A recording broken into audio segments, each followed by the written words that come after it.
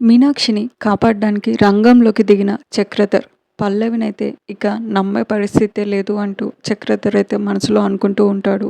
అవని నా కోసం ఎంతలా చేసింది, అసలు ఒక ప్రాణాన్ని నిలబెట్టడానికి తను ఎంతవరకు ముందుకు వచ్చింది, అసలు ఈరోజు నేను ప్రాణాలతో ఉన్నాను అంటే నా పెద్ద కూతురు అవనియే కారణం అని చెప్పేసి తను చాలా బాధపడతాడు.